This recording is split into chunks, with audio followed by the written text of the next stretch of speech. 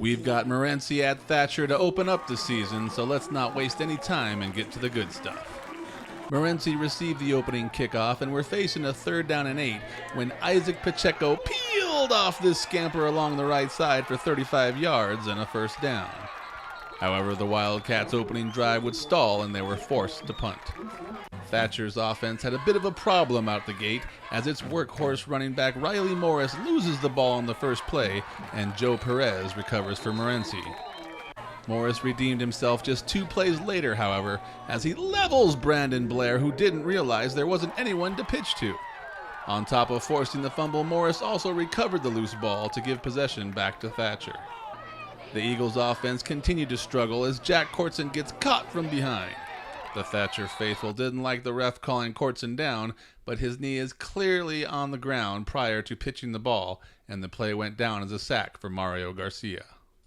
With its run game somewhat stifled, Morenci began moving the ball through the air with this dipsy-doo from Blair to Chris Deck for 7 yards, and then the 5'6" Mark Roy ball climbed the ladder and comes down with this 16-yard toss from Blair. Pacheco then hit around the left side for his 2nd big run of the night, going 32 yards to the Eagles' 10-yard line and setting Morenci in scoring position at the end of the 1st quarter. After an offsides penalty against Thatcher, Morenci had 1st and goal from the 5, but just couldn't punch it in. Thatcher's bend but don't break defense kept Morenci out of the end zone and took over on downs. After the defense held at the goal line, the offense sputtered out, and with this sack of Courtson, the Eagles were forced to punt. An illegal substitution call was made against the Wildcats on the punt, however, giving Thatcher a 4th down and less than half a yard. With just short yardage to gain, Thatcher had a busted play, and it looked like Morenci had Courtson bottled up, but no, he managed to slip away somehow and just get enough for the 1st down. On his next series, Courtson got his 1st completion of the night, but then the handoff exchange went bad and Thatcher turned the ball over for a 3rd time with this fumble. Morenci still couldn't capitalize, however, and the 2 teams headed into halftime scoreless. We'll have the 2nd half highlights right after this brief message from our sponsor.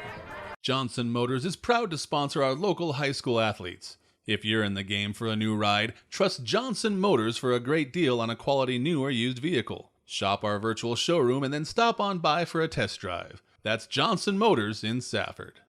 Thatcher came out with a purpose after halftime, beginning with this 22-yard kickoff return by Riley Morris. Courtson then tried to get the Eagles' big tight end into the game, but his quick pass was broken up nicely by Tanner Hudman. Undeterred, Courtson dropped back to pass, and after finding nobody open, showed off his scrambling skills again, going 17 yards down the sideline for a 1st down. Breton Dodge then said, "Hey, anything you can do, I can do too," and turned in a 17-yard run for himself, setting up Thatcher in the red zone for the 1st time all night. Riley Morris then finished the game as he went 8 yards up the middle untouched for the 1st score. Watch how lineman Quentin Mack and Gage Bryce gang up on Morenci's Omar Ortega and how Bryce peels off into the 2nd level to make sure nobody gets near Morris. Connor Russell then kicked the extra point, and Thatcher was up 7-0. On the ensuing kickoff, Morenci's wall let Gavin Bryce through, and he decked Chris Deck, ringing his bell as we used to call it, and Deck tried to shake off the cobwebs and had to be looked at on the sideline.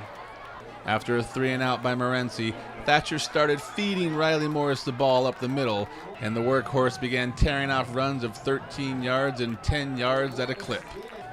Quentin Turley finished off the drive with this 5-yard touchdown, even though his knee appeared to hit the ground prior to rolling over the defender into the end zone. The ref must have decided to not put off the inevitable and gave him the sweet-looking score. Thatcher then got tricky, and Seth Lunt ran a fake extra point attempt play and hit Cole Motes in the end zone for 2, putting Thatcher up 15-0. A scary moment for Morenci fans came in the 4th as Brandon Blair was sacked and left the game with a leg or ankle injury. The seriousness of the injury wasn't immediately known, but Blair would not return the rest of the game, and Thatcher prevailed 15-0. And I think it goes back to conditioning, you know. We had a good game plan coming in. I thought we did really well in the 1st half. We pushed the ball up the field. We had our opportunities to score.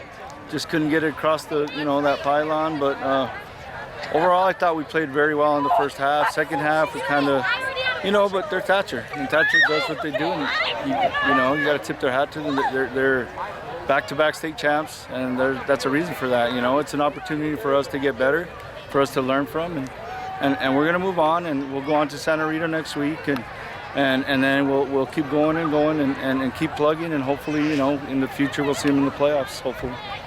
We picked up the intensity, and we got together as a team, and we just went hard on that drive, that quarter. We're gonna have to pick up the intensity in practice and get our crap together this week. Gonna have to work hard. That was a slow win and not that very well executed, but a win's a win, so. Still undefeated after one game, right? That's right. We have a lot of things to work on. You know, we didn't have any towels, and our kids were perspiring quite a bit, and I think that contributed to it a little bit. So, but you know, it wasn't really. We didn't play the game that we wanted to play, obviously. So, you know, there's work to be done, and you know, just get back to the drawing board and keep chugging away and see what happens.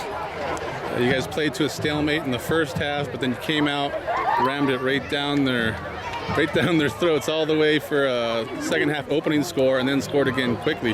What was the difference coming out in that second half besides not being able to move the ball in the first half that much? Well, I think we were just executing better in those first couple of drives. Just, you know, we felt like we didn't play very well in that first half, and you know, give Morenci credit, they came out and got after us.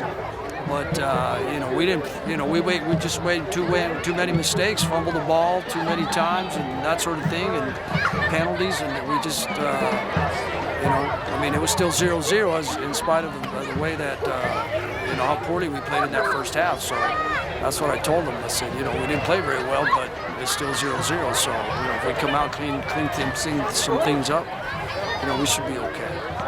You know, well, we got this first game under our belt, and we'll hopefully clean some things up for next week, and you know, just get after it. You know, I think, you know, there's a lot of talent on this team. It's just a matter of, you know, just cleaning some things up and letting our talent, you know, shine, and hopefully that's what will happen. Reporting from Thatcher for the Gila Herald, I'm John Johnson.